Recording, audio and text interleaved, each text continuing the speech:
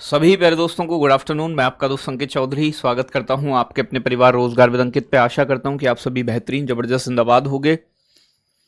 शिवम शर्मा हैं, धीरज कुमार हैं, बहुत अच्छे। शिवम शर्मा, रोहित, आरती पटेल, लक्ष्मी, मनीषा, प्रिंस यादव, उषा, लक्ष्मी, कपिल कुमार, बहुत अच्छे। हर्ष वालिया, सर बहुत सोना बाबू लग रहे हो। अच्छा ऐसा है, कोई दिक्कत नहीं है, चलो पढ़ लो। स्टार्ट करते हैं सेशन को बच्चे। बजट डिस्कस करते हैं। लास्ट क्लास में मैंने बजट के अभी अब आपको बताए थे कि भैया सरकार की इनकम और सरकार के एक्सपेंडिचर का जो बच्चे लेखा जोखा होता है उसे बजट कहते हैं। आर्टिकल 112 बजट से संबंधित है, ठीक है ना भाई। अगर मैं बात करूं मेरे दोस्त आपसे तो आगे की चीजें। फ्राइडे सर आपने गलत पहना है, फ्राइडे है फिर सैटरडे की शर्त क्यों? आज तो फ्राइडे है, सैटरडे की शर्त क्यों? कौन सी फ्राइडे और कौन सा सैटरडे कर रहे हो भैया? प्रमन सिंह देखो यहां समझो। अब बच्चे दो अवयव पढ़ लिए, बजट की हिस्ट्री पढ़ ली, बजट क्या होता है जान लिया, तो बजट का 5 मिनट का काम बाकी है। बजट घाटे जानने हैं, फिर इसके बाद बजट खत्म है बेटा। कल की क्लास में हो सकता है कल की क्लास में आपका सिलेबस खत्म हो जाए, ठीक है ना। तो आज चीजों को थोड़ा सा समझने की कोशिश करते हैं। देखो भैया घाटा कब होता है? घाटा बोलते हैं बेटा डेफिसिट। घाटा तब होगा, आप अपना लो, आपकी जब बेटा आपकी अगर खर्चा आपका 15 रुपए, खर्चा मतलब एक्सपेंडिचर, और आपकी इनकम 10 रुपए है, ये आपकी इनकम है और ये आपका एक्सपेंडिचर है, तो आपको क्या हो जाएगा? नुकसान हो जाएगा, घाटा। सरकार को भी घाटा कब होता है? जब सरकार का घाटा कब होगा? जब सरकार का खर्चा, सरकार का व्यय ज्यादा हो और सरकार की बेटा आय कम हो, तो सरकार को घाटा हो जाता है। बस सीधी सी बात ये समझनी है, ठीक है ना भाई। तो जब सरकार अपनी इनकम से ज्यादा पैसा खर्च करती है तो घाटा है। और आप बेटा घाटा, अपना घाटा कैसे निकालोगे? 15 रुपए आप बेटा खर्च कर रहे हो, 15 में से 10 रुपए आप बेटा इनकम है, तो बेटा 5 रुपया का आपको क्या हुआ? घाटा। ऐसे ही सरकार अपना घाटा निकालती है, ठीक है ना भाई। चलो बजट तो हमारा भी खत्म है, कोई दिक्कत नहीं बेटा, आपका भी सही हो जाएगा। अब देखो भाई घाटे कई प्रकार के होते हैं। एक होते हैं राजस्व घाटा। राजस्व घाटा जैसे बोलते हैं बच्चे रेवेन्यू डेफिसिट। राजस्व घाटा कैसे निकलता है बच्चे? सरकार की राजस्व आय, सरकार की राजस्व व्यय में से, देखो व्यय में से ही घटेगा जब भी तो घाटा निकल के आएगा। तो राजस्व घाटा कैसे निकलता है? राजस्व व्यय में से राजस्व आय को घटा दो। सरकार की दो तरीके की आय बताई थी ना, राजस्व आय और राजस्व व्यय, राजस्व और पूंजीगत आय, पूंजीगत व्यय। राजस्व आय को घटा दो, ठीक है ना भाई। तो सरकार के राजस्व व्यय में से राजस्व आय को घटाने पर बेटा राजस्व घाटा निकल के आता है। बात समझ में आ रही है? रेवेन्यू डेफिसिट कहा जाता है इसे, ठीक है ना बेटा। जो भी टॉपिक है कराऊंगा, आप निश्चिंत रहिएगा। तो राजस्व घाटा पता चला। एक होता है बच्चे आपका पूंजीगत घाटा। पूंजीगत घाटा, अब देखो यहां समझना है पूंजीगत घाटा क्या होता है। सरकार की पूंजीगत व्यय, कैपिटल एक्सपेंडिचर में से, सरकार के पूंजीगत व्यय में से, पूंजीगत व्यय में से पूंजीगत आय को घटा दो। पूंजीगत आय को घटा दो, डिवाइड कर दो, ठीक है ना भाई। तो ये हो गया आपका पूंजीगत घाटा, यानी कि कैपिटल डेफिसिट। ये है रेवेन्यू डेफिसिट, ठीक है ना भाई। बेटा स्वतंत्र भारत का मतलब भारत आजाद हो गया, भारत को अंग्रेजों से आजादी मिल गई। गणतंत्र भारत का मतलब है कि भारत का संविधान लागू हो गया। तो स्वतंत्र और गणतंत्र में यह अंतर होता है। गणतंत्र का मतलब रिपब्लिक, यानी कि जहां का सर्वोच्च पद बेटा चुना जाता हो, चुनाव होता हो, ठीक है ना भाई। चलो भाई बहुत अच्छे, आगे बात करें बच्चे। तो पूंजीगत घाटा समझ में आ गया। एक होता है बजट घाटा, बजट डेफिसिट। बजट घाटा, बजट घाटा क्या है? सरकार की कुल आय, चाहे राजस्व आय हो चाहे पूंजीगत आय हो, और सरकार का कुल व्यय। तो सरकार की कुल व्यय में से, कुल व्यय, सरकार के कुल व्यय में से कुल आय को घटाओगे, कुल आय को, ठीक है ना। तो क्या निकल के आएगा बेटा? तो निकल के आता है आपका बजट घाटा। बात समझ में आ रही है? यह है बजट डेफिसिट। बात क्लियर है? अरे भैया लोकेश यार शांति रखेगा तो सारे टॉपिक हो जाएंगे, शांति नहीं रखेगा तो कैसे मैं मंत्र मार के करा दूं भाई? पेशेंस नाम की चीज है जीवन में कुछ या नहीं है? तो थोड़ा शांति रखो, सारे टॉपिक हो जाएंगे। बात क्लियर हो रही है? अब बात बेटा एक और बचता है आपका, जिसे बोलते हैं राजकोषीय घाटा, फिजिकल डेफिसिट। राजकोषीय घाटा, राजकोषीय घाटा, ये राजकोषीय घाटा क्या होता है ये थोड़ा समझने वाला है। बाकी के तो भैया कुल व्यय में से कुल आय घटा दो। देखो भाई यहां समझो राजकोषीय घाटा और बजट घाटे में क्या डिफरेंस होता है। देखो भाई सरकार का कुल व्यय और कुल व्यय भी बेटा दो तरीके का होता है। इसमें कुल व्यय में एक तो राजस्व व्यय को शामिल करते हैं, राजस्व व्यय, और एक होता है बच्चे आपका पूंजीगत व्यय, पूंजीगत व्यय। बात क्लियर हो रही है? ठीक है ना भाई? कुल व्यय में से घटाना है, किसे घटाना है? माइनस करना है ऋणों को छोड़कर, ऋणों को छोड़कर, ऋणों को छोड़कर, ऋण मतलब जो सरकार कर्जा लेगी, ऋणों को छोड़कर कुल आय, कुल आय, सरकार की कुल आय जो सरकार ऋण लेने वाली है उन्हें छोड़कर बताओ तो ये हो जाता है। अब देखो बेटा एक बात बताऊं, तुम्हारे जीवन में कमेंट करने से अलग दूसरा कोई काम होगा नहीं। और जितने भी तुम यहां लग रहे हो ना कमेंट करने, मेरे से मिल रही हो बाद में, या तो पढ़ाई पे ध्यान दे लो, नहीं तो बेटा यही कमेंट ही करते रहोगे, फिर दोबारा कोर्स लोगे फिर कमेंट करोगे, और कोई तीसरा काम नहीं करोगे आप। ठीक है ना? बात क्लियर हो रही है? तो ऋणों को छोड़कर सरकार की कुल इनकम, तो कुल व्यय दो प्रकार का होता है, राजस्व व्यय और पूंजीगत व्यय।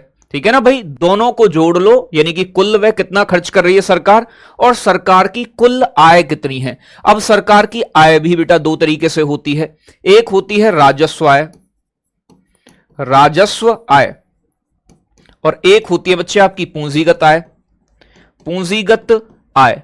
और कल मैंने आपको बताया था कि पूंजीगत आय किसे कहते हैं। राजस्व आय ऐसी आय होती है जिसमें सरकार की संपत्ति कम ना हो और सरकार की देयता ना बढ़े। पूंजीगत आय में किसे शामिल किया जाता है? ऋणों को शामिल किया जाता है। तो कहने का मतलब इसका एक फॉर्मूला मैं और लिख सकता हूं, राजकोषीय घाटा बराबर, राजकोषीय घाटा इज इक्वल टू कुल व्यय, यानी कि पूंजीगत व्यय प्लस पूंजीगत, यानी कि आपका राजस्व व्यय और पूंजीगत व्यय दोनों प्रकार का व्यय, कुल व्यय, कुल व्यय।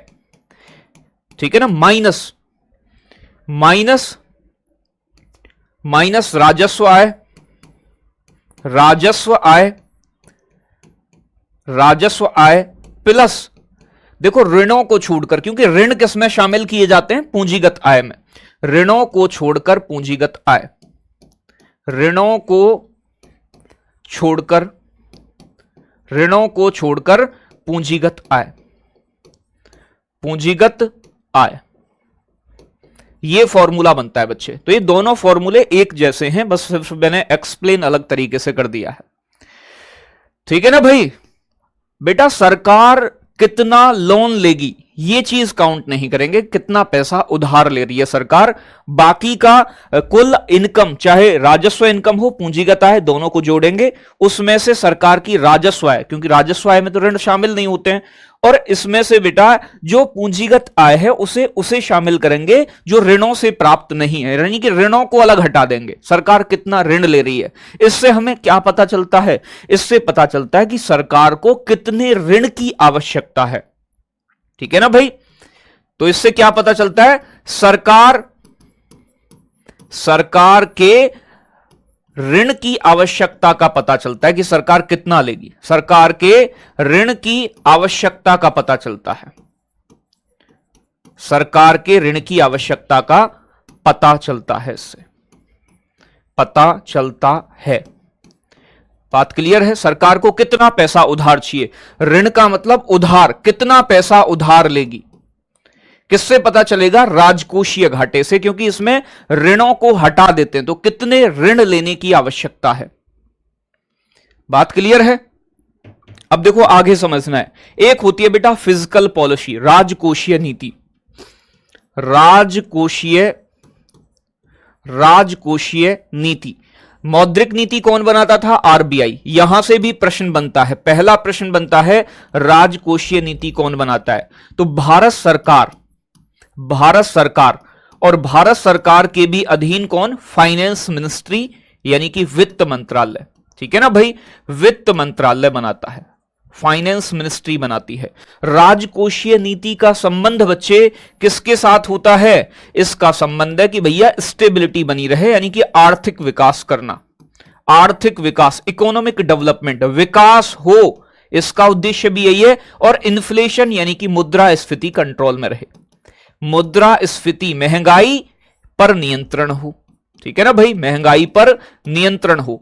तो भैया दो चीजें ध्यान रखनी है। अगर पूछे मौद्रिक नीति, मॉनिटरी पॉलिसी कौन बनाता है, तो बच्चे एमपी मॉनिटरी पॉलिसी बनाता है reserve Bank of India, RBI. और बच्चे फिजिकल पॉलिसी कौन बनाता है, तब आपका आंसर आएगा फाइनेंस मिनिस्ट्री, वित्त मंत्रालय। ठीक है ना भाई।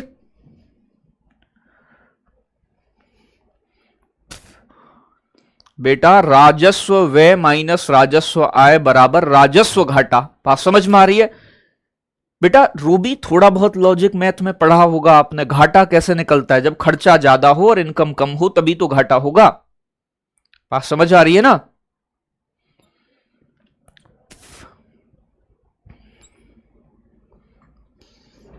मुंदरम कुमार यादव कह रहे हैं सरकार को कर्ज लेने की क्या जरूरत है, सरकार के पास तो नोट छापने की मशीन है, सरकार तो छाप देगी नोट। बेटा इन्फ्लेशन पढ़ाया था, बुद्धि में होगा कि ज्यादा मात्रा में नोट छाप दोगे तो महंगाई बढ़ जाएगी, तो इतने अनलिमिटेड मात्रा में नोट प्रिंट नहीं कर सकते हो आप, बात समझ में आ रहा है ना? तो ये बात समझिएगा आप, जितनी मैं आपको बता रहा हूं। फिजिकल पॉलिसी, राजकोषीय नीति कौन बनाता है बेटा? भारत सरकार। इसका उद्देश्य क्या होता है? इकोनॉमिक डेवलपमेंट हो, आर्थिक विकास हो, इन्फ्लेशन पे कंट्रोल रहे, महंगाई पर नियंत्रण रहे। इसके भी अपने उपकरण होते हैं, उपकरण, इसके टूल्स होते हैं, उपकरण। एग्जाम में पूछा जाता है कौन सा उपकरण राजकोषीय नीति से संबंधित नहीं है। अगर मैं बात करूं बच्चे कर रोपण, कर रोपण, कर रोपण का मतलब होता है टैक्सेशन, सरकार टैक्स लगाती है। तो बच्चे अगर कोई चीज मान लो 100 रुपए की है और अभी उस पर 5% जीएसटी लग रहा है, 5% जीएसटी तो कितने की हो गई? 105 की। लेकिन सरकार ने जीएसटी बढ़ा के 18% कर दिया, तो यानी कि 100 रुपए की चीज कितने की हो गई? 118 रुपए की। इसका मतलब जो चीज पहले 105 की मिल रही थी अब कितने की मिल रही है? 118 की। बढ़ गई ना महंगाई। तो सरकार इसके माध्यम से भी महंगाई और को कंट्रोल करती है, महंगाई का नियंत्रण करती है। ठीक है ना भाई।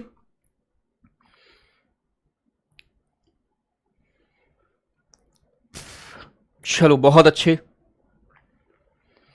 गुरुजी की आवाज सुन के नींद आ रही है, कोई दिक्कत ना है, थोड़ी देर नींद मार ले बेटा, कोई जरूरी थोड़ी ना है, सब बालक पढ़े, अब तो लास्ट वैसे ही चल रहा है, अब तो आराम करो आप। कर रोपण, टैक्सेशन, सरकार के द्वारा टैक्स लगाए जाना, कौन लगाता है? Finance ministry. अगर मैं बात करूं बच्चे सार्वजनिक, सार्वजनिक, सार्वजनिक, सार्वजनिक व्यय, पब्लिक एक्सपेंडिचर जैसे बोलते हैं, यानी कि सार्वजनिक का मतलब सरकार का खर्चा। सरकार ज्यादा पैसे खर्च करेगी, लोगों पे ज्यादा पैसे पहुंचेंगे, महंगाई बढ़ेगी। सरकार कम पैसे करेगी, सरकार कम योजनाओं पे पैसे खर्च करेगी, लोगों के पास कम पैसे पहुंचेंगे, महंगाई कंट्रोल में आएगी। ठीक है ना भाई। तो कहने का मतलब कर रोपण और सार्वजनिक व्यय, बात क्लियर है?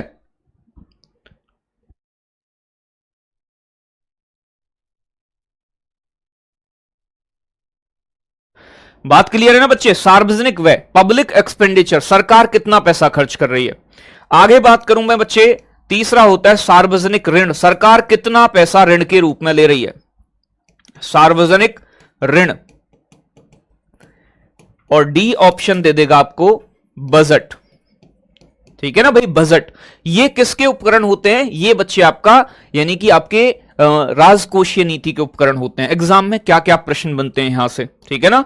एग्जाम में कैसे प्रश्न बनेगा? क्वेश्चन बन जाएगा इस तरीके से, राजकोषीय नीति कौन बनाता है, राजकोषीय नीति कौन बनाता है। ठीक है ना भाई, राजकोषीय नीति कौन बनाता है? ए ऑप्शन दे देगा RBI, Reserve Bank of India. B option दे देगा आपको SEBI Securities and Exchange Board of India, D option दे देगा, सी ऑप्शन दे देगा आपको फाइनेंस मिनिस्ट्री वित्त मंत्रालय, और बच्चे डी ऑप्शन दे देगा आपको, डी ऑप्शन दे देगा SBI state bank of India. जल्दी से कमेंट करके बताओ क्या होगा सही आंसर, सही आंसर क्या होगा।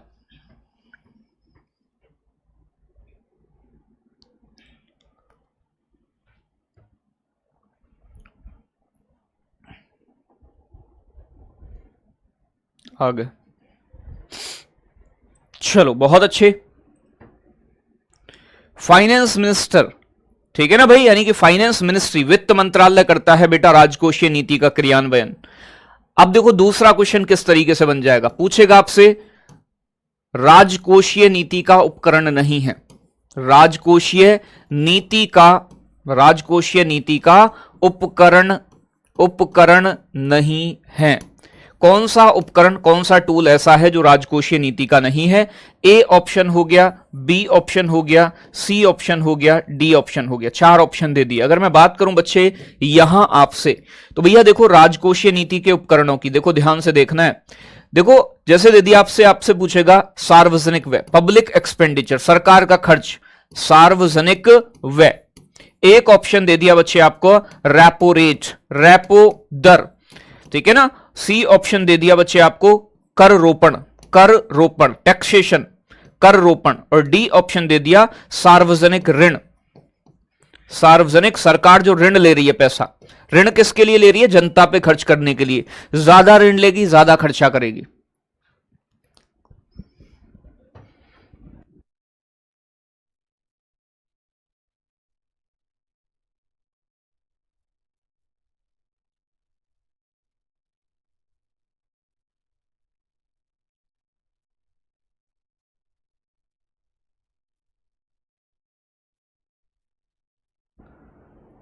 ठीक है ना भाई, ऐसा प्रश्न बनेगा।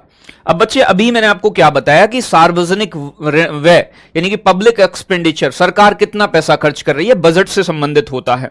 तो इसका मतलब ये राजकोषीय नीति से संबंधित है। कर रोपण, सरकार के टैक्स फाइनेंस मिनिस्ट्री से जुड़े होते हैं, यानी कि राजकोषीय नीति। सरकार कितना पैसा ले रही है, फाइनेंस मिनिस्ट्री से जुड़ा हुआ है, बजट से जुड़ा हुआ है।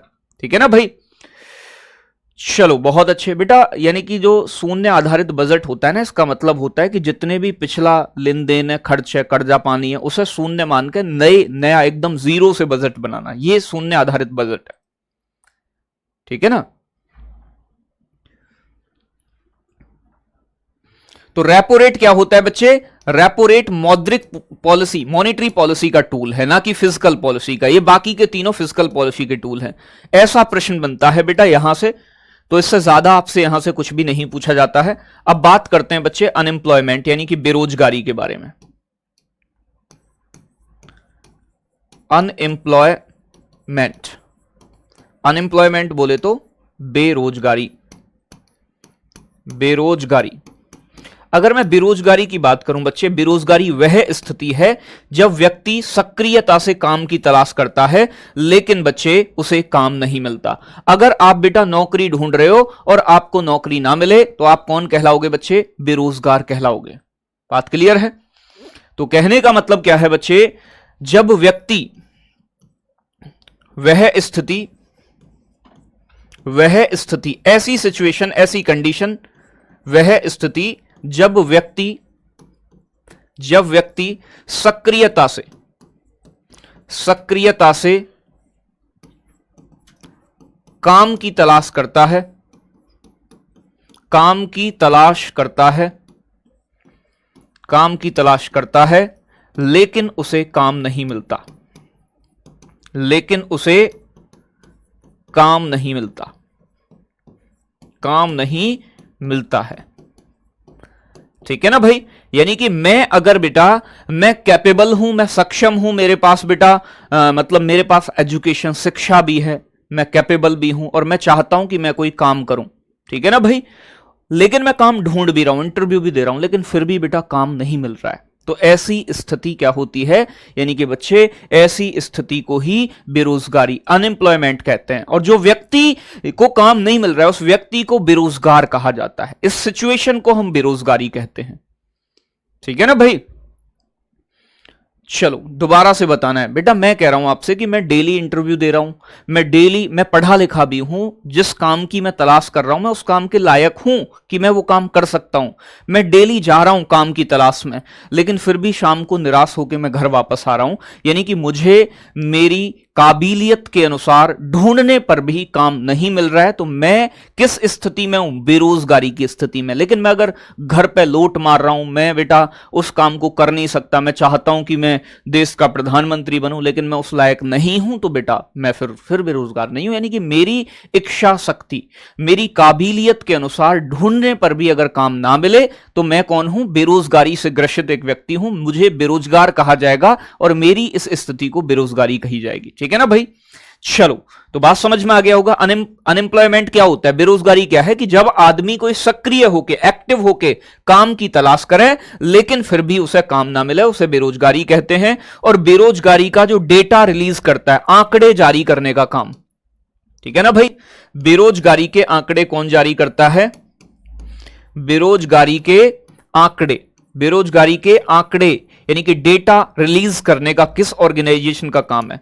बेरोजगारी के आंकड़े जारी करने का काम बच्चे पहले एनएसएसओ किया करता था। NSSO, national sample survey organisation, राष्ट्रीय प्रतिदर्शिता सर्वेक्षण कार्यालय। लेकिन बच्चे आपको पता है, क्या पता है कि अब बच्चे एनएसओ को तो समाप्त कर दिया गया है, यानी कि एनएसओ और सीएसओ का विलय कर दिया गया था और 2019 में एनएसओ की स्थापना हुई थी। आपको बताया था मैंने, ध्यान होगा नेशनल इनकम वाली क्लास में।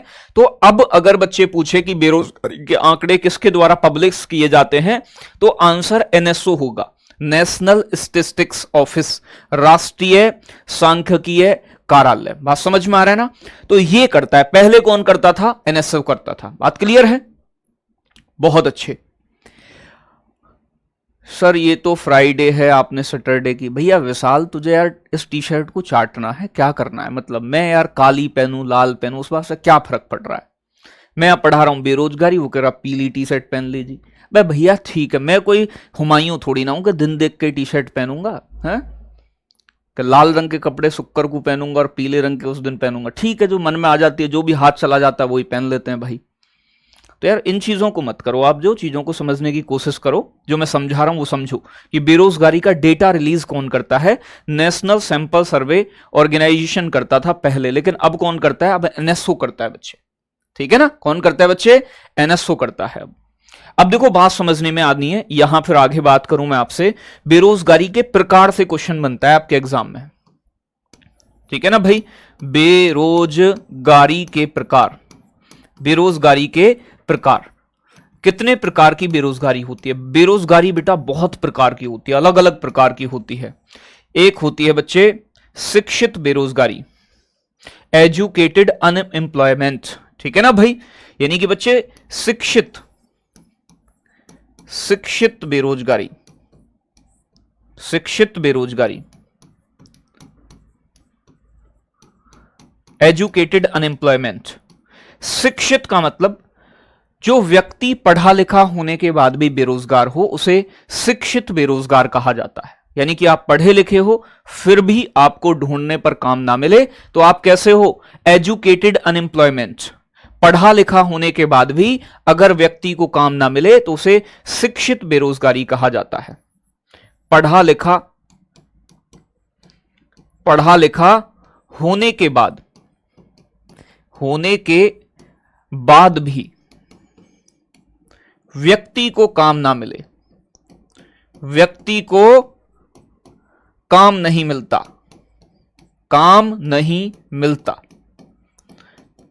तो उसे कहते हैं भैया शिक्षित बेरोजगार हो, एजुकेटेड अनएम्प्लॉयमेंट है आपके पास। ठीक है ना भाई? चलो भाई दूसरे की बात करें, दूसरा होता है ऐच्छिक बेरोजगारी। ऐच्छिक जिसे बोलते हैं वॉलेंट्री अनएम्प्लॉयमेंट, ऐच्छिक बेरोजगारी, ऐच्छिक बेरोजगारी, ऐच्छिक बेरोजगारी, ऐच्छिक बेरोजगारी, ठीक है ना भाई? जब व्यक्ति को काम मिले, इच्छा मतलब एक सेकंड, ऐच्छिक बेरोजगारी का मतलब होता है कि जब कोई आदमी काम की तलाश करे, उसे काम भी मिले लेकिन बच्चे वो काम करने को तैयार ना हो, यानी कि मैं हूं, मेरे लिए काम मिल रहा है, मैं चाहता हूं कि मैं मतलब मैं बाजार में जाऊं और मुझे काम मिले, लेकिन फिर भी मैं काम नहीं कर रहा हूं। जैसे कि बड़े बाप की औलाद होती हैं, घर में पड़ी रहती हैं, जाती नहीं है, ठीक है क्योंकि बाप पे बहुत पैसा है, हमारे पे बापू पे, हमारे बापू के पास जमीन इतनी है, हमारे बापू के पास तो बिजनेस है, घर पड़े हैं, एंजॉय कर रहे हैं, पबजी चला रहे हैं बेटा, यूट्यूब देख रहे हैं, बस जा नहीं रहे हैं काम पे। काम है उनके लिए, चाहे तो नौकरी मिल जाएगी। ठीक है ना भाई। बेटा अगर क्वेश्चन पूछा जाए कि राष्ट्रीय आय को कौन मापता है, तो ऑप्शन अगर एनएसओ है तो पहले प्राथमिकता एनएसओ को दोगे, अगर ऑप्शन में सीएसओ है, एनएसओ नहीं है तो फिर सीएसओ को दोगे। बात समझ में आ रहा है ना। चलो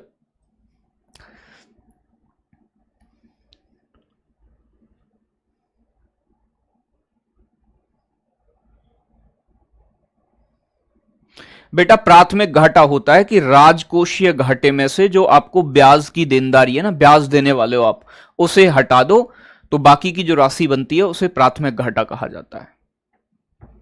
ठीक है ना भाई। तो कहने का मतलब काम मिलने पर भी, जब व्यक्ति को काम मिले लेकिन वह काम करने को तैयार ना हो, ऐच्छिक अपनी इच्छा से बेरोजगार है, वो काम तो मिल रहा है उसे, जब व्यक्ति को काम मिलता है, जब व्यक्ति को काम मिलता है लेकिन वह काम करने के लिए तैयार नहीं होता, लेकिन वह काम करने के लिए तैयार नहीं होता है, बात समझ में आ रही है। काम मिल रहा है बेटा लेकिन काम करने को तैयार नहीं है बेटा, इसे इंग्लिश में कहते हैं ऐच्छिक को वॉलेंट्री अनएम्प्लॉयमेंट, इसे बोलते हैं अनैच्छिक को बोलते हैं इनवॉलेंट्री। ऐच्छिक का मतलब इच्छा नहीं है काम करने की, काम है, काम करने की इच्छा नहीं है। ऐसी बेरोजगारी कहां देखने को मिलती है? डेवलप्ड कंट्रीज में, विकसित देशों में पाई जाती है। तो एक पॉइंट लिख देना इसके नीचे, यह बेरोजगारी विकसित देशों में पाई जाती है, डेवलप्ड कंट्रीज में।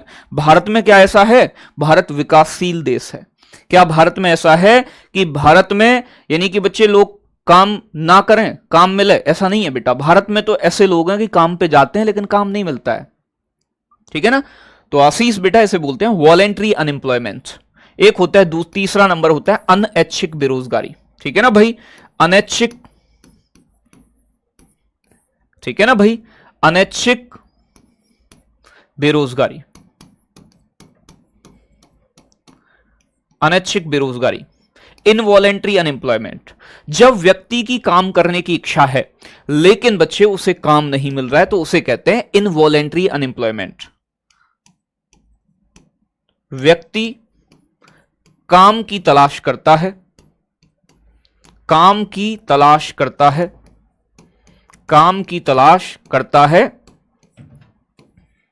लेकिन उसे काम नहीं मिलता, लेकिन उसे काम नहीं मिलता।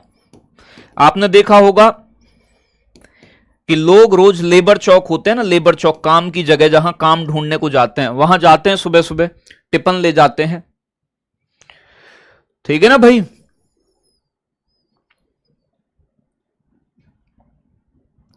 बेटा मैंने आपको प्राथमिक घाटा बताया है कि जो राजकोषीय घाटा, हालांकि ये पूछता नहीं है, राजकोषीय घाटे में से जो आपको ब्याज देनी है उसे निकाल दो। ठीक है ना, ब्याज की राशि को, तो बचा हुआ प्राथमिक घाटा ही रह जाता है। ठीक है ना भाई। तो बात समझ में आ रही है कि कोई व्यक्ति अगर बेटा काम ढूंढ रहा है, मन है उसका काम करने का, लेकिन बेटा शाम को वापस आ जाता है, दोपहर को वापस आ जाता है, उसे काम नहीं मिलता। काम ढूंढने के बाद भी काम नहीं मिलता है, काम करने की इच्छा है, व्यक्ति काम की तलाश करता है लेकिन उसे काम नहीं मिलता, तो अनैच्छिक यानी कि इच्छा के विरुद्ध काम हो रहा है बेटा, काम नहीं मिल रहा है। ऐच्छिक यानी कि बेटा काम मिलता है तो काम नहीं करता। यह विकासशील देशों में पाई जाती है, जैसे कि भारत। बात समझ में आ रही है ना, जैसे कि भारत।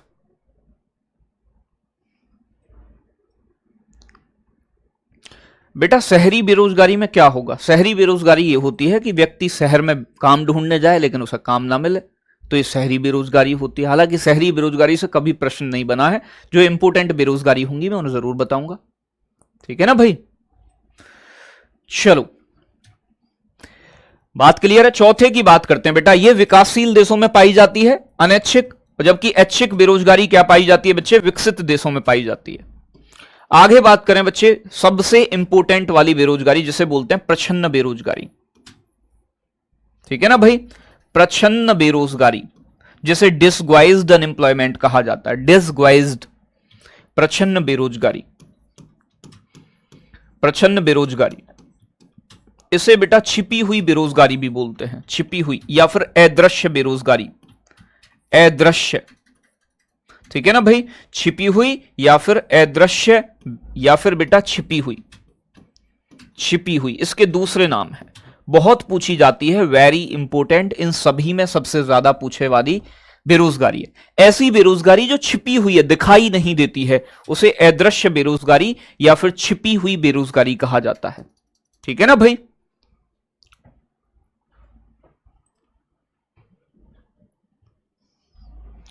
दोबारा नीचे करो एक बार, क्या कह रहे हैं, पहली वाली बेरोजगारी कहां पर है बेटा, जहां पूछाएगा एग्जाम में वहीं बताएंगे ना तुम्हें। शैक्षिक बेरोजगारी तो हर देश में मिल जाएगी आपको, एक शिक्षित व्यक्ति को काम नहीं मिल रहा है तो जिसके बारे में पूछा जाता है वहां बताऊंगा, वो तो सभी जगह पाई जाती है, चाहे वो अमेरिका हो, कुछ जगह अमेरिकाओं में भी बेटा पढ़े लिखे लोगों को उनके अनुकूल काम नहीं मिल पाता है, ठीक है ना, तो जिसके बारे में पूछता है वहां बताऊंगा मैं आपको कि भैया ये कहां पाई जाती है, किस सेक्टर में देखने को मिलती है। प्रच्छन्न बेरोजगारी क्या होती है, यानी कि बच्चे जब किसी काम में जरूरत से ज्यादा लोग लगे हों, ठीक है ना, जिनको हटा देने पर भी उत्पादन में कोई अंतर नहीं आए। यानी कि सीधा सा एग्जांपल समझो, आपके पापा के पास 10 बीघा जमीन है, 10 बीघा, आप घर में या आपके पापा हैं या आपकी मम्मी जी हैं, ठीक है ना, मम्मी जी हैं, और मम्मी पापा के बेटा 3 छोटे छोटे आप बच्चे हो, ठीक है ना भाई। ये क्या कर रहे हैं, घर में सारे के सारे 5 के 5 लोग इस 10 बीघा खेत में काम कर रहे हैं। चाहे तो मम्मी पापा बेटा दोनों ये काम कर सकते हैं, जो 3 लोग लगाए हुए हैं ना ये एक्स्ट्रा हैं। पहले भी 5 क्विंटल गेहूं का उत्पादन हो रहा था जब आप 5 लोग काम कर रहे थे, आप 3 यहां से हट गए जब भी बेटा 5 क्विंटल ही गेहूं का उत्पादन हो रहा है। यानी कि 3 क्या है, 3 बस ऐसे हेल्प के लिए लगा रखे हो, क्योंकि मतलब इन्वॉल्व वो काम में बस। तो जब किसी काम में जरूरत से ज्यादा लोग शामिल होते हैं, जिन्हें हटा भी दिया जाए तो उत्पादन में कोई प्रभाव नहीं पड़ता, तो ऐसी बेरोजगारी को अदृश्य बेरोजगारी, छिपी हुई बेरोजगारी या प्रच्छन्न बेरोजगारी कहते हैं। जब किसी काम में आवश्यकता से अधिक लोग शामिल हों, आवश्यकता से अधिक लोग शामिल हों, आवश्यकता से अधिक लोग शामिल हों, उन्हें हटा भी दिया जाए, उन्हें हटा भी दिया जाए तो उत्पादन पर कोई प्रभाव नहीं पड़ता, तो उत्पादन पर कोई प्रभाव नहीं पड़ता, ठीक है ना भाई। तो ऐसी बेरोजगारी को क्या बोलते हैं, प्रच्छन्न बेरोजगारी या फिर बच्चे छिपी हुई या फिर अदृश्य बेरोजगारी, ठीक है ना भाई। सुरेंद्र कुमार कह रहे हैं एनएसओ का पूरा नाम बताओ। बेटा एनएसओ कम से कम 20 बार डिस्कस कर दिया होगा मैंने अब तक, राष्ट्रीय पढ़ाई है जब एनएसओ, सीएसओ, एनएसएसओ सबके बारे में बताया था मैंने। एनएसओ होता है national statistics office, national statistics office, राष्ट्रीय सांख्यिकीय कार्यालय कहते हैं इसे, 2019 में बना था। सीएसओ सेंट्रल स्टैटिस्टिक्स ऑफिस को और नेशनल सैंपल सर्वे ऑफिस को मिला के बनाया गया है। तुम्हें यही चीज बताना है कि क्या पढ़ रहे हो इतनी देर से, और तुम्हें ना कोई चीज ध्यान रहती है कभी, तो ये दिमाग का बेटा संतुलन ठीक करो और चीजों को याद रखा करो कुछ समय तक। और ये बेटा पूछा जाता है कि भारत में प्रच्छन्न बेरोजगारी कहां पाई जाती है, कृषि क्षेत्र में, एग्रीकल्चर सेक्टर में। कृषि क्षेत्र में भारत में सबसे ज्यादा ये बेरोजगारी देखने को मिलेगी, जो कि कई बार प्रश्न बना है सीधा सीधा सा, ठीक है ना भाई। तो भारत के कृषि क्षेत्र में जरूरत से ज्यादा लोग शामिल होते हैं। भारत की जीडीपी में 17% कंट्रीब्यूशन है प्राइमरी सेक्टर का, लेकिन उसमें बेटा 51% से ज्यादा लोगों को रोजगार दिया हुआ है, ठीक है ना भाई। चलो आगे बात करते हैं बेटा, ये तो हो गई प्रचंड बेरोजगारी की, जरूरत से ज्यादा लोग शामिल हैं, उन्हें हटा भी दोगे तो उत्पादन उतना ही रहेगा जितना पहले था, तो उन फालतू लोगों का क्या काम, वो तो जबरदस्ती लगाए हुए हैं। एक होती है बच्चे मौसमी बेरोजगारी, सीजनल अनएम्प्लॉयमेंट। मौसमी बेरोजगारी, मौसमी खाने वाली नहीं है, मौसमी बेरोजगारी। मौसमी बेरोजगारी यानी कि बेटा सीजनल अनएम्प्लॉयमेंट। सीजनल, यहां ऐसा नहीं है कि मौसमी के पेड़ हैं किसी के, वो बेटा कैसे ही टूट जाए तो दिक्कत आ जाएगी। बेटा मौसमी का मतलब सीजन के अनुसार, व्यक्ति के पास बच्चे मौसम के अनुसार क्या होता है, काम होता है, और मौसम बदला और व्यक्ति बेरोजगार। तो व्यक्ति मौसम के अनुसार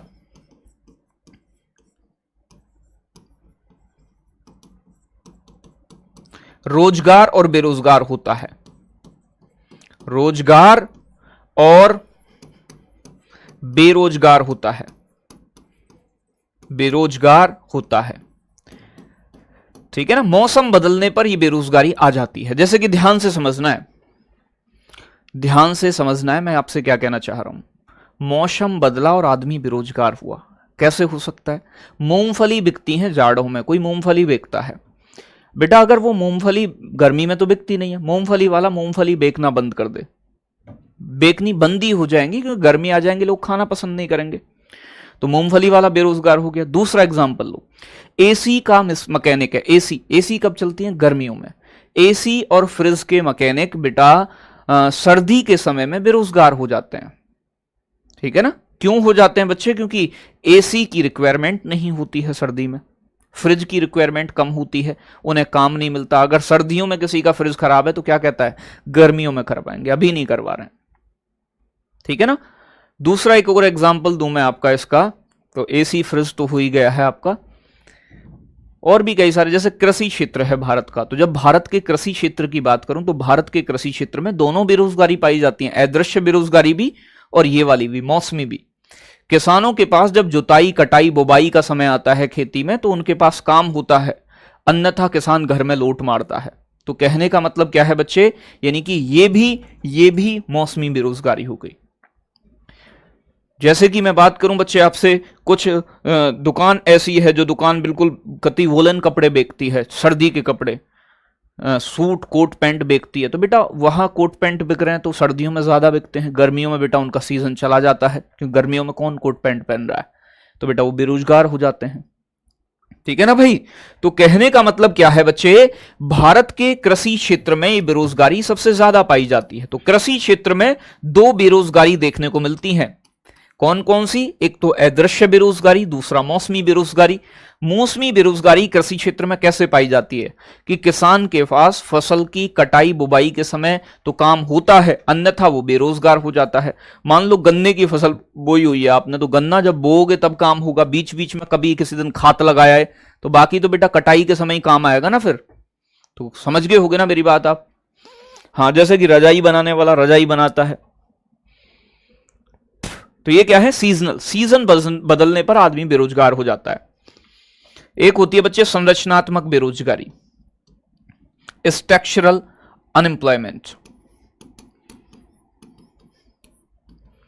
संरचनात्मक बेरोजगारी,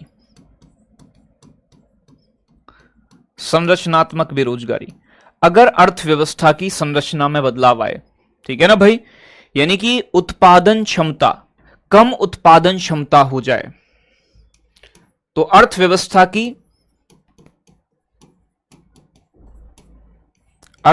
की संरचना में परिवर्तन के कारण, संरचना में परिवर्तन के कारण यह बेरोजगारी उत्पन्न होती है। तो लिख देना, अर्थव्यवस्था की संरचना में परिवर्तन के कारण संरचनात्मक बेरोजगारी उत्पन्न होती है। अभी समझाऊंगा मैं कैसे होती है, ठीक है ना भाई। अब मैं बात करूं इसका जो मुख्य कारण होता है, कारण क्या होता है आपसे बताना है कि भैया आपसे पूछेगा संरचनात्मक बेरोजगारी का कारण क्या है, तो आपको बताना है कम उत्पादक क्षमता, कम उत्पादक क्षमता, ठीक है ना, कम उत्पादक क्षमता, या फिर आपके स्किल्स की कमी हो गई है। जैसे एग्जाम्पल के तौर पे समझो, एग्जाम्पल के तौर पे समझो, कोई तकनीकी परिवर्तन आया है, तकनीकी बोलते हैं बेटा आपका, यानी कि टेक्नोलॉजी में बदलाव, तकनीकी परिवर्तन आया, तकनीकी परिवर्तन, टेक्नोलॉजी चेंज हुई। देखो ध्यान से समझना है सर, सीजन के हिसाब से ही शादियां भी होती हैं, बंद हो जाने वाले बेरोजगार। हाँ बेटा, बहुत तगड़ा एग्जाम्पल दिया है। आप हेमा छोड़ के मत जाओ, हेमा को छोड़ के, बेटा हेमा कौन है? अच्छा, हमें छोड़ के मत जाओ, मुझे लगा पता ना हेमा कौन डाल दिया है बीच में। बेटा देखो तकनीकी परिवर्तन, मान लो ऐसा हुआ, देखो मैं एक एग्जांपल देता हूं। हम पढ़े सरकारी स्कूल से, तो हमारा खाता होता था जिला सहकारी बैंक में, जिला सहकारी बैंक, ठीक है ना, सरकारी बैंक होता है, उसमें पहले फाइलों में काम होता था। हमारा उसमें खाता खुला हुआ स्कूल की तरफ से, हमारी वजीफा बोलते हैं, वैसे स्कॉलरशिप कह देते हैं अंग्रेजी में, ठीक है ना, सरकार की तरफ से जो बच्चों के लिए आती है अनुदान टाइप, 1600 रुपये मिलते हैं 12th क्लास में। तो जो वहां काम करने वाले लोग थे जिला सहकारी बैंक में, वो पुराने बुढ़े लोग थे बच्चे। तो जब हम अचानक से क्या हुआ कि जब 2012-13 में क्या हुआ, 13 में मैंने 12th किया है, तो 2013 के आसपास बच्चे उन बैंकों में कंप्यूटर पहली बार आया, और वो जो लोग थे, वो जो वहां के कर्मचारी थे, बुजुर्ग लोग जो ऐसा चश्मा लगाकर धीरे धीरे लिख रहे हैं हाथ से भी, उन्हें कंप्यूटर पकड़ा दिए गए।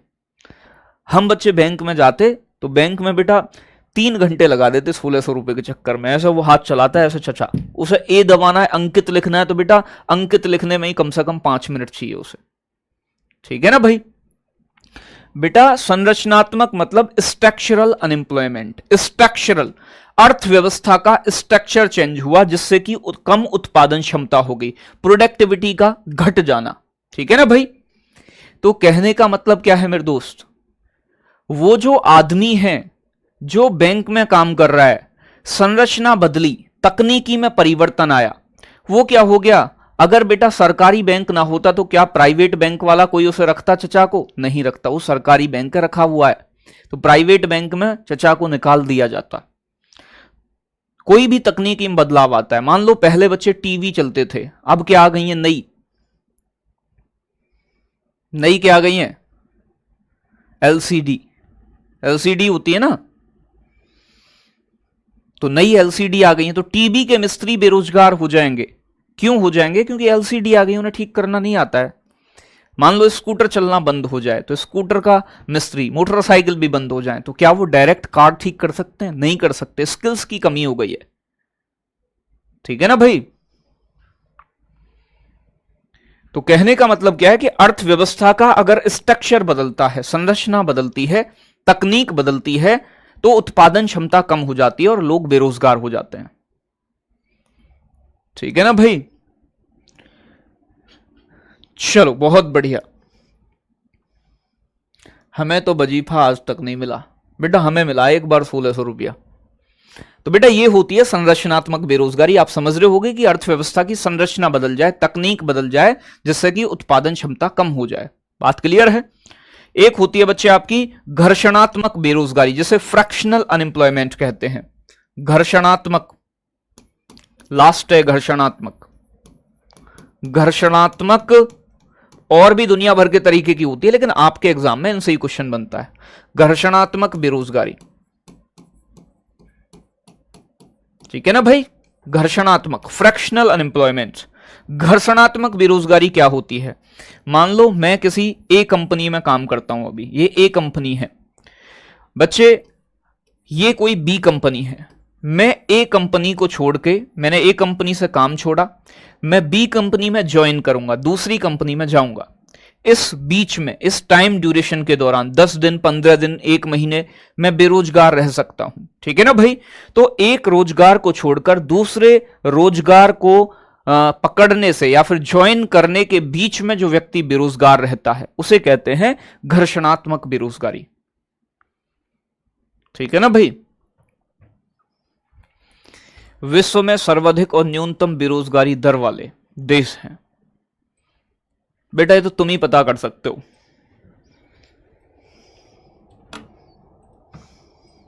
नई नई रिपोर्ट आती है, अभी हाल फिलहाल में मैंने कोई रिपोर्ट इसकी पढ़ी नहीं है, तो करंट में ढूंढो आप।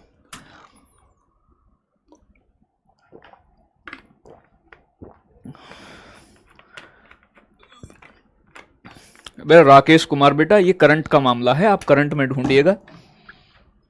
न्यूनतम बेरोजगारी दर पूछ रहे हो, दर तो वैसे भी नहीं पता होगी भाई मुझे, मैं सबकी दर कैसे याद कर पाऊंगा बताओ। अनएम्प्लॉयमेंट रेट किसका मिनिमम है मैक्सिमम है, तो बेटा बहुत सारे देश हैं, अलग अलग हैं, और हर बार अलग अलग संस्थाएं रिपोर्ट जारी करती हैं उसकी, तो अलग अलग हो सकती है सबकी। तो मैं बात करूं बच्चे आपसे, ये कह रहे हैं बच्चे, और ना ही आज तक कभी बेटा ये वाला प्रश्न कभी भी पूछा गया है। अगर मैं बात करूं बच्चे आपसे, एक रोजगार को छोड़कर, एक रोजगार को छोड़कर दूसरा रोजगार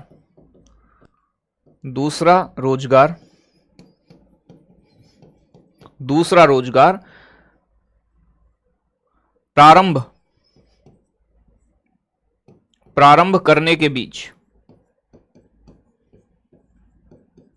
बीच के समय जो व्यक्ति बेरोजगार रहता है,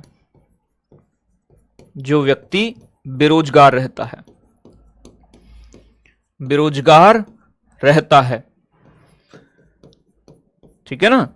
आपने एक रोजगार को छोड़ा और दूसरी कंपनी को ज्वाइन किया, इस बीच के समय में जो बेरोजगार है व्यक्ति, उसे ही क्या कहते हैं, फ्रैक्शनल अनएम्प्लॉयमेंट कहते हैं, ठीक है ना भाई।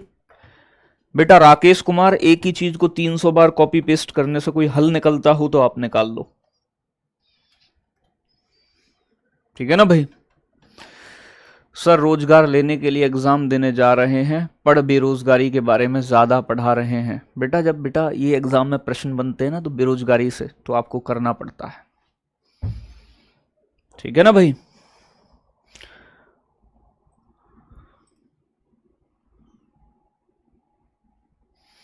बहुत अच्छे, आगे बात करते हैं। यहां तक बात क्लियर हो गई होगी, बेरोजगारी आपकी खत्म हो गई है। बात करते हैं बेटा गरीबी के बारे में, गरीबी, पॉवर्टी, ठीक है ना भाई। गरीबी क्या है? गरीबी बेटा वह स्थिति है, कैसी स्थिति, यानी कि बच्चे गरीबी वह स्थिति जिसमें व्यक्ति की न्यूनतम आवश्यकताएं भी पूरी नहीं होती, ठीक है ना भाई। वह स्थिति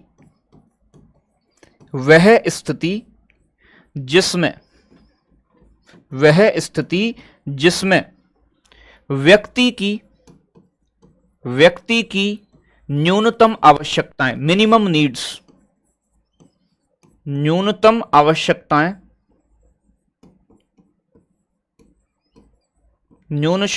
आवश्यकता पूरी नहीं होती हैं।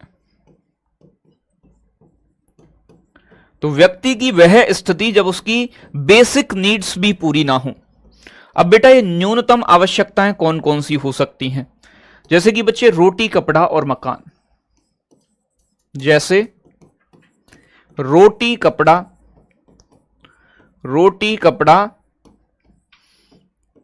मकान, रोटी, कपड़ा और मकान। अगर आपके पास, आप फुटपाथ पे सो रहे हो बेटा, आपके पास घर नहीं है अपना, आपको बच्चे पहनने के लिए कपड़े नहीं हैं, या फिर बच्चे आपके पास खाने के लिए भोजन नहीं है, रोटी, कपड़ा और मकान अगर आपके पास ये बेसिक नीड है, किसी व्यक्ति के जीवन यापन के लिए आवश्यक सामग्री, मूलभूत आवश्यकताएं, बेसिक नीड भी अगर उसके पास अवेलेबल नहीं है, तो उस व्यक्ति को गरीब कहा जाएगा, ठीक है ना भाई। चलो, तो बात क्लियर हो गई है। पॉवर्टी यानी कि गरीबी वह स्थिति जिसमें व्यक्ति की बेसिक नीड्स भी पूरी ना हो, रोटी, कपड़ा और मकान भी बेटा ये सारी चीजें अवेलेबल ना हो। अगर मैं बात करूं बेटा गरीबी के प्रकार, तो बेटा गरीबी मुख्य रूप से दो प्रकार की होती है। टाइप्स ऑफ पॉवर्टी,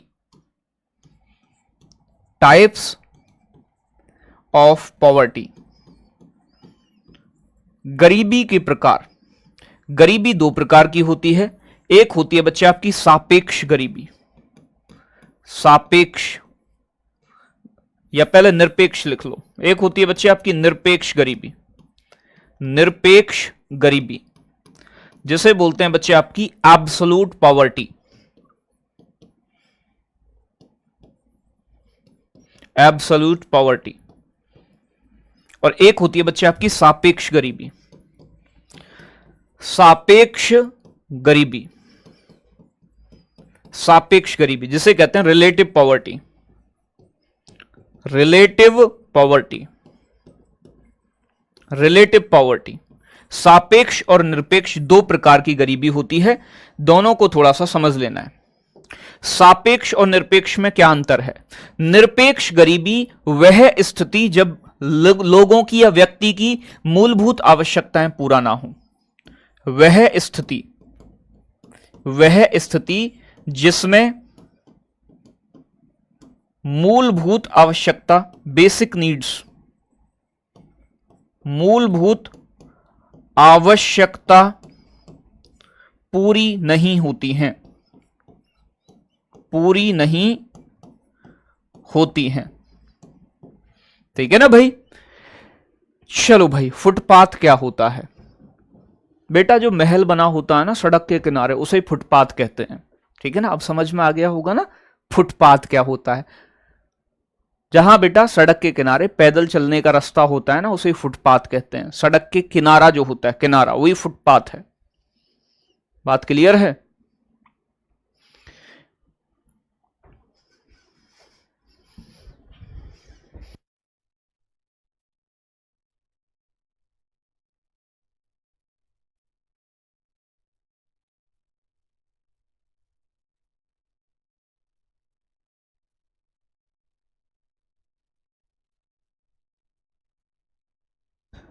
ठीक है ना बच्चे? बात समझ में आ रही है?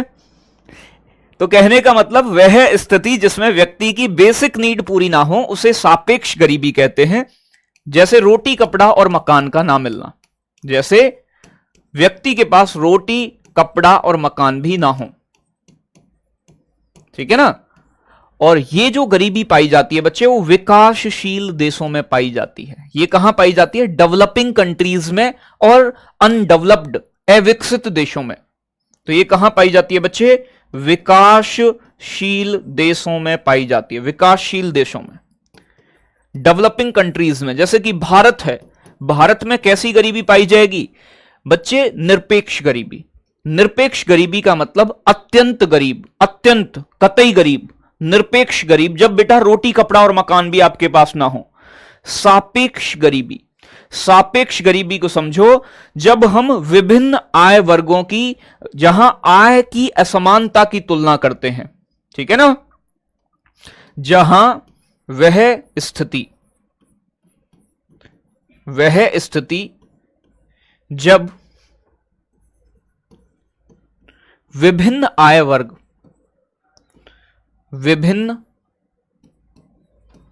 विभिन्न आय वर्ग, इनकम ग्रुप, विभिन्न आय वर्गों की आय की असमानता, आय की असमानता की बात करते हैं। असमानता की बात की जाती है, बात की जाती है, असमानता की तुलना करते हैं, कंपैरिजन करते हैं। देखो ध्यान से समझना है। देखो सीधी सी बात ये समझो, यानी कि यहां सापेक्ष गरीबी में लोगों के पास रोटी, कपड़ा और मकान, ये सारी सुविधाएं हैं। ठीक है ना भाई? अगर मैं बात करूं बच्चे, वह स्थिति जब विभिन्न आय वर्ग, अलग अलग किस्म के आय वर्ग, यानी कि मैं कहूं आपसे कि सचिन तेंदुलकर अंबानी की अपेक्षा, अंबानी की सापेक्ष गरीब है, तो अंबानी के सापेक्ष कंपैरिजन कर रहे हैं सचिन तेंदुलकर का। लेकिन दोनों के पास रोटी, कपड़ा, मकान तो है ही ना भाई। दोनों के पास रोटी, कपड़ा, मकान तो है ही। मैं कहूं बच्चे सचिन तेंदुलकर कटरीना कैफ की अपेक्षा या सापेक्ष अमीर हैं, तो मतलब सचिन तेंदुलकर की इनकम ज्यादा है और कटरीना कैफ की इनकम कम है। मैं बात करूं बच्चे एक छोटी सी आपसे, किसी की भी मैं बात करूं आपसे कि आप मेरे अपेक्षा गरीब हो, इसका मतलब मेरी इनकम आपसे ज्यादा है, आपकी इनकम मुझसे कम है। ठीक है ना भाई? तो कहने का मतलब क्या है कि यहां पर सापेक्ष गरीबी में एक आय वर्ग और दूसरे आय वर्ग के बीच में कंपैरिजन किया जाता है, तुलना की जाती है, लेकिन इनके पास रोटी कपड़ा और मकान होते हैं। ये जो पाई जाती है गरीबी, ये विकसित देशों में पाई जाती है। ठीक है ना भाई, विकसित देशों में देखने को मिलती है, विकसित देशों में, ठीक है ना, डेवलप्ड कंट्रीज में। और अगर मैं एग्जाम्पल की बात करूं बच्चे आपसे, तो इसकी जो गणना की जाती है रिलेटिव पॉवर्टी को मापने के लिए किसका प्रयोग किया जाता है? लॉरेंज वक्र, लॉरेंज वक्र, लॉरेंज कर्व का इस्तेमाल करते हैं। और बच्चे एक होता है गिनी गुणांक, गिनी गुणांक। आपसे एग्जाम में प्रश्न पूछता है कि बच्चे आपसे पूछेगा सापेक्ष गरीबी का मापन किसके द्वारा होता है? तो भैया इन दोनों का मेजरमेंट करने के लिए, मापन करने के लिए लॉरेंज वक्र है, लॉरेंज कर्व है और गिनी गुणांक है। लॉरेंज वक्र क्या बताता है? आय की असमानता, इनकम डिस्ट्रीब्यूशन में जो डिफरेंस है बच्चे, उसे बताता है। तो लॉरेंज कर्व क्या प्रदर्शित करता है? देश में कितने लोग ऐसे हैं जो ज्यादा पैसे वाले हैं, कितने लोग ऐसे हैं जो कम पैसे वाले हैं। ये क्या होता है? आय की असमानताओं को दर्शाता है। आय की असमानता, आय की असमानता इनकम डिस्ट्रीब्यूशन को शो करता है लॉरेंज कर्व। बात समझ में आ रही है? चलो भाई, बहुत अच्छे। भैया टी शर्ट का बड़ा दुख है कि आज तुमने टी शर्ट क्यों पहन ली। कोई बात ना है बेटा, कल सैटरडे, कल फिर पहन लेंगे। चलो बहुत बढ़िया बेटा। लॉरेंज नाम के आदमी ने एक वक्र बनाया था जो इनकम डिस्ट्रीब्यूशन को शो करता है, तो उनके नाम पे ही लॉरेंज कर्व नाम हो गया है। तो लॉरेंज तो आदमी का नाम था, ठीक है ना भाई। हमारी तो कोई इनकम नहीं है, हम तो पूरे खाली हैं बेटा। मैं आपको एग्जांपल दे रहा हूं, मैं आपकी इनकम मेजर नहीं कर रहा हूं, ठीक है ना। तो बच्चे निरपेक्ष गरीब मतलब कतई गरीब, भुक्कड़, बिल्कुल ठीक है ना। सापेक्ष गरीब मतलब किसी की अपेक्षा कम पैसा होना। बात क्लियर है? सापेक्ष गरीबी विकसित देशों में मिलती है, निरपेक्ष गरीबी विकासशील और अल्प विकसित जैसे अफ्रीकन कंट्री है, इनमें मिलती है। ठीक है ना भाई। तो आशा करता हूं कि यहां तक चीजें समझ में आई होंगी। कल गरीबी की कुछ कमेटी हैं, उन्हें बता दूंगा, और जनगणना वाला टॉपिक कल करा दूंगा, ठीक है ना। तो ये दो टॉपिक और रह गए, हो सकता है कल ही आपकी इकोनॉमिक्स खत्म हो जाएगी और हमारा और आपका बेटा काम भी खत्म हो जाएगा, ठीक है ना। तो जनगणना, ठीक है ना, सेंसस के बारे में कल बात करेंगे, और गरीबी का जो बाकी की चीज है उन्हें भी कल ही खत्म करा दूंगा। तो कल आपका इकोनॉमिक्स खत्म हो जाएगा। हाँ रे बेटा, जनसंख्या पता है, मैं कल कराऊंगा, ठीक है बच्चे। सभी प्यारे बच्चों को नमस्कार, जय हिंद, बाय बाय, लव यू।